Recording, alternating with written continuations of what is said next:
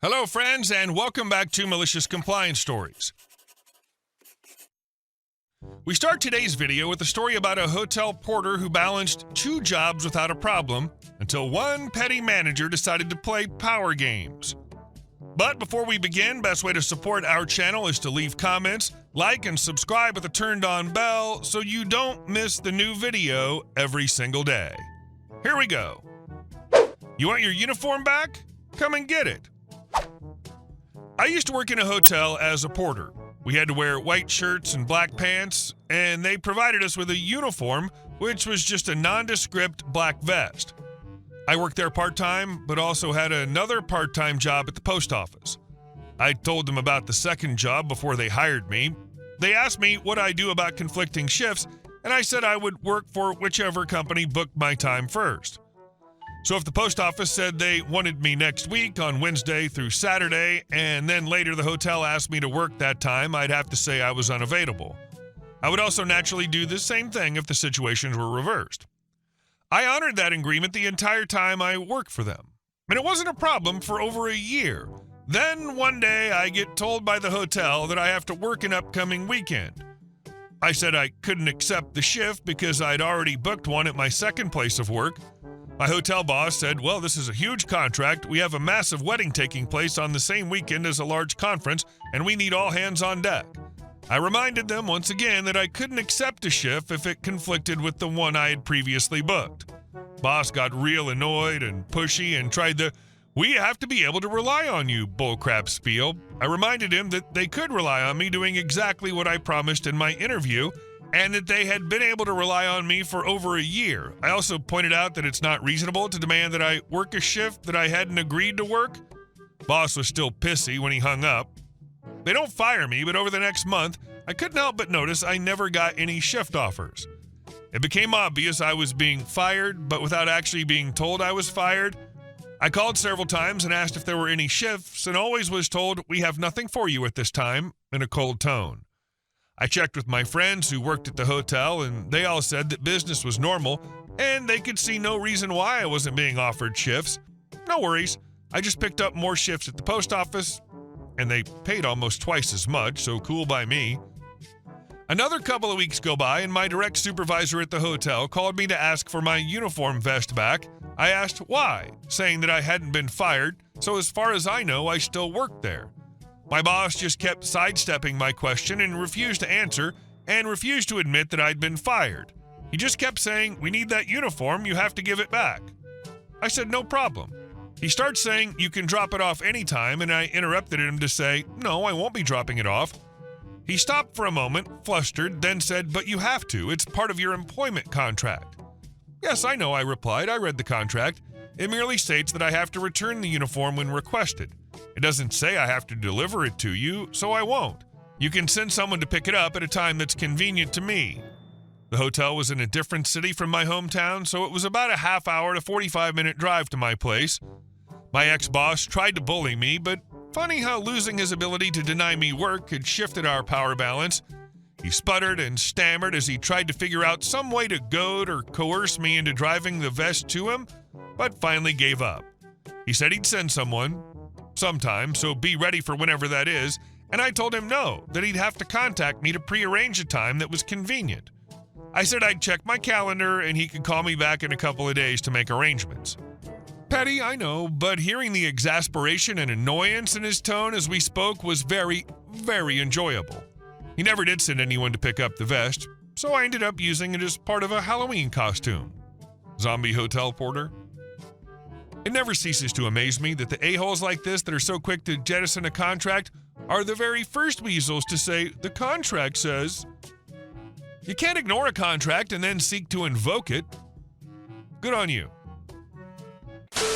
And our second story. I was there for my mom's last days. Not to be harassed by a power-tripping guard. This happened a few years ago, before my mom passed away of cancer. She was a frequent flyer in the hospital. The hospital was only a few minutes from my work, so I would frequently leave work and go straight to the hospital to visit with her.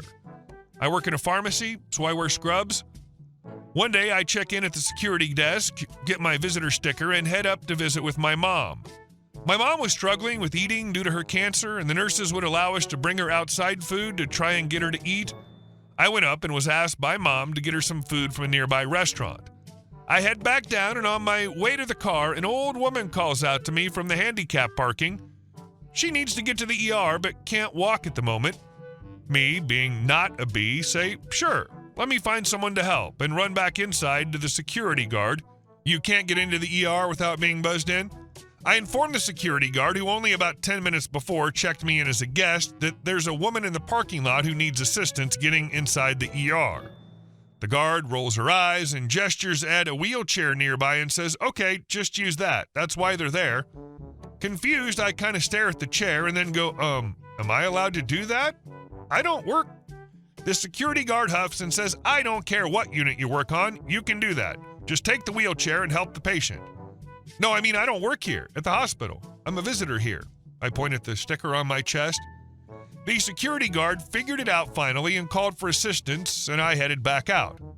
I got my mom's food and came back, only to hear the security guard complaining to another guard that people shouldn't wear scrubs to the hospital if they aren't staff. I went to the desk and gave her a look and told her that my mom's upstairs dying of cancer, but sure, I'm sorry that my visiting her after work instead of going home and changing first was a mild inconvenience for her. Mom was in the hospital for another 2 weeks before being moved to hospice, so I saw that bee a lot, and she never apologized and wouldn't say a word when I'd check in. Considered reporting her, but I had enough on my plate without adding any more stress to my life or risking my ability to visit Mom. I'm sorry about your mom, but good on you for reminding that security bee that some people don't have the time to wear more appropriate clothes of any kind while visiting a loved one in the hospital. And our last story. When you hit the self-destruct button and think it's a PowerPoint. Posting from a throwaway because biotech's a small town and there are more Karens than pipettes. I was a process engineer at a mid-sized biotech company in the American Midwest. At our company, we had one unspoken law. If something complicated actually worked, odds are Ben built it.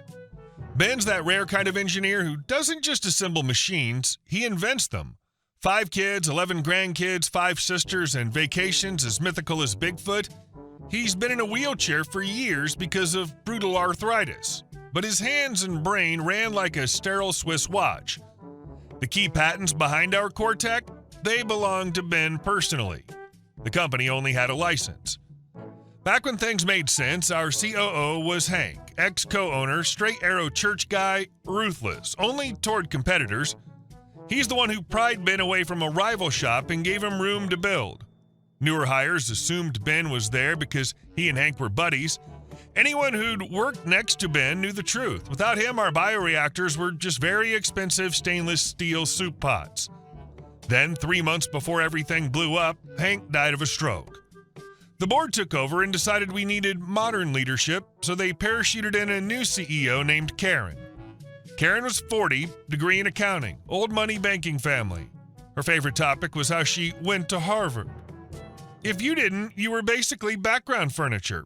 To her, the lab was a spreadsheet. Engineers were budget lines to be trimmed and turned into an arrow that says efficiency on a slide.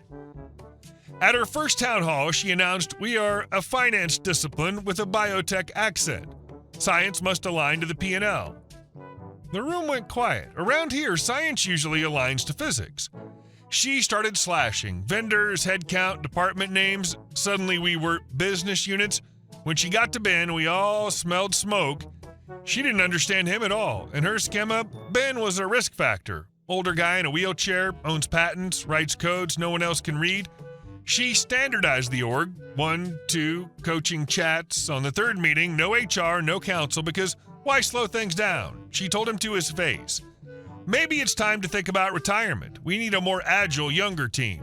Also, those legacy licensing agreements are a weight around our neck. Ben, very calm. The real weight is not reading agreements. A week later, Ben got the letter, terminated for culture and performance misalignment. No, it didn't mention age or disability, but everyone remembered what she'd said. Here's where the revenge started, off radar for Karen. In the license Hank negotiated, oh, Hank, bless your meticulous soul, there was a little Tesla coil clause. If the company terminates Ben without proven cause, the license auto-expires in 30 days. The company must cease all use of the patented tech until a new deal is signed. It was their mutual airbag, known to about 3 people. Karen assumed patents were like tribal knowledge that just stays. She didn't loop in IP counsel. Ben did. Day 1 post-termination, the company receives notice of license termination and a 30-day stop-use demand. Day 5, Ben files a discrimination suit, age plus disability, and separately asks the court for an injunction to block further use of his IP. Day 12, judge grants a temporary restraining order. Our lines literally power down at 2:30 p.m. We start decoupling control loop so we don't drown the place in live culture. Clients start pinging, some mid-clinical, some with locked delivery windows. Day 20, our competitor, Helix Nova, drops a press release, thrilled to welcome Ben as chief systems architect, plus strategic partnership with his IP holding. Day 30, Karen convenes a crisis huddle and asks if we can rewrite the machine code over a weekend. Code isn't Excel. Machines aren't PowerPoint. Table pounding doesn't compile. The board drags her into a come-to-Jesus meeting. She says, those contracts were toxic. We had to cut dependency on one guy. Board asks, where's the plan? Where's due diligence? Where are the lawyers? Her answer, I don't need a committee. I have Harvard.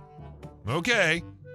Meanwhile, Helix Nova, where Ben hadn't gone originally only because he gave Hank his word, launches a product line with his upgrades. They didn't just get the patents, they got Ben. If we thought he was an anchor, they saw an anchor of reliability. The comedic finale came during a regulatory audit. Auditor asks, on what basis are you using the oxygen control algorithm V3.2 in your bioreactors? Our freshly minted VP of optimization, Karen's finance guy who loves triangles on slides, says that's our internal R&D. The auditor raises an eyebrow and sets down a printout of Ben's patent. 1 minute later, the room flips to decommissioned systems with IP exposure. In the lab, we were playing firefighters, pulling automation, running manual loops to finish batches without breaking protocols. Karen hosted a motivation session. Team, bring ideas. We need a brainstorm. I offered one. Call Ben, sign a new license. He's old and toxic, she snapped. He has 5 kids, 11 grandkids, 5 sisters, and legally enforceable patents, I said.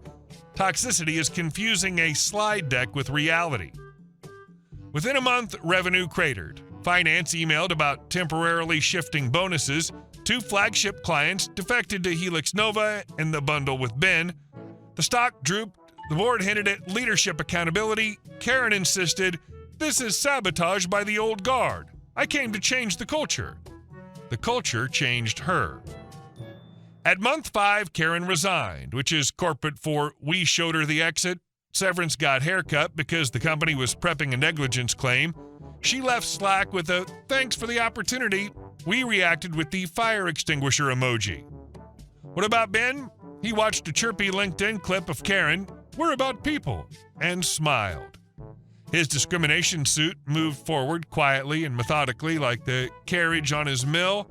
Helix Nova announced a new control module, easier to service, more stable at peaks, cheaper to build. I recognized his signature, understated, engineering first, zero fluff. The market voted with dollars. Our company started restructuring, which is warm language for cold truth. We were flirting with bankruptcy.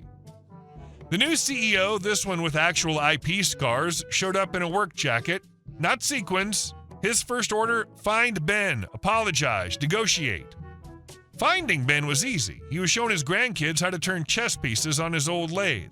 Negotiating? Too late. Folks, no hard feelings, Ben told our counsel. I kept my promise to Hank. I did everything to help this company thrive.